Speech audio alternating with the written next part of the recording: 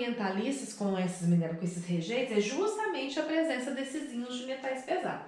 Então aqui tem até um esqueminha do que acontece, né? A proteína com íon pesado, né? O íon pesado se liga nela, estraga ela, nós chamamos de desnaturar e provoca o efeito nocivo pra gente, tá? Outro tipo de poluição é a poluição da água por material orgânico. Então, os íons pesados, material inorgânico. Material orgânico, né, daqui a pouco nós vamos aprender, que são formados pelo elemento carbono. O que acontece? A matéria orgânica, onde que ela vem? Fezes, né, de animais, vem da decomposição de animais, de vegetais, da matéria orgânica. O que acontece? Quando eu tenho grande quantidade de matéria orgânica sendo jogada nos rios, as bactérias responsáveis pela decomposição, elas aumentam.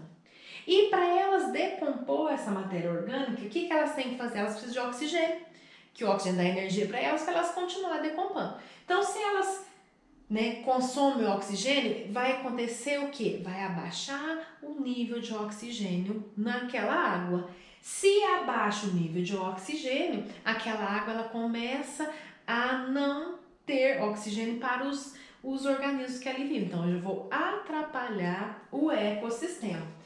Essa quantidade de oxigênio consumida nós chamamos, né, de demanda bioquímica de oxigênio. Então, quanto maior for a DBO, a demanda bioquímica de oxigênio, mais poluída está a água. Por quê? Porque você está demandando, ou seja, quer dizer que as bactérias estão consumindo oxigênio demais. E os seres que ali dependem do oxigênio para absorver estão sem oxigênio. Então, a conclusão, né, desse aumento da DBO, tá? Então, quanto maior a DBO, mais poluída estará a água, tá? Então, essa é a DBO aí, tá bom? Continuando aqui, né? E para finalizar, a poluição da água por compostos orgânicos não biodegradáveis. Então, para você ver a responsabilidade. Quantas maneiras existem para poluir a água, tá? Como a gente falou, a água é tec, a água é top, nós temos que cuidar desse líquido tão precioso para a sobrevivência dos animais e, inclusive, nós, seres humanos. Quando eu tenho materiais orgânicos não biodegradáveis, o que acontece? Né? Também eu vou estar poluindo a água, porque aquilo ali não degrada, vai ficar, né, poluindo, atrapalhando de novo o ecossistema. Quais são os materiais que a gente fala que não são biodegradáveis? Né? Nós temos os defensíveis agrícolas, tá? Os defensivos agrícolas, né, usado pelo pessoal da agricultura. Aí o pessoal ambientalista, né, eles chamam defensivos agrícolas de agrotóxicos, tá? E o pessoal da agricultura chama de defensivos agrícolas. Tá? Então, o que atrapalha? Qual que é o grande problema? É a quantidade. Então, se eu jogar em grande quantidade, isso pode cair lá no rio e não ser biodegradável. Estou poluindo o rio.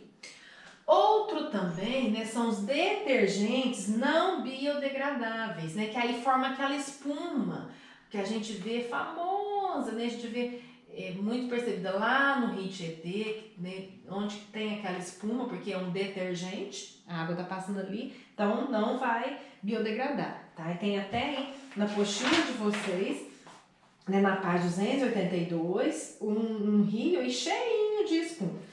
Por quê? Porque essa espuma, ali a bactéria não consegue biodegradar, então vai estar poluindo. E o principal, né? O petróleo. Então, o petróleo também, o vazamento dele, ele causa não se mistura com a água, forma uma mistura heterogênea com a água.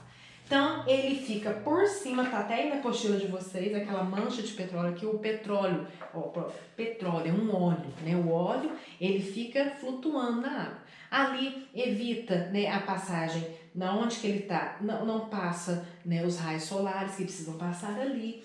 Então, não tem muitas trocas de gasosas, tá? Então, também o petróleo é um agente poluidor da água, tá? Então, tudo isso aí tá na apostila aí de vocês, isso que a gente falou, a gente fez, né, um resumão, tá bom?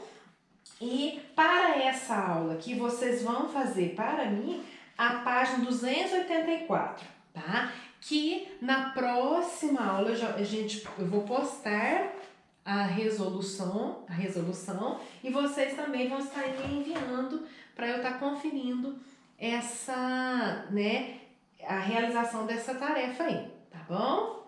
Tchauzinho!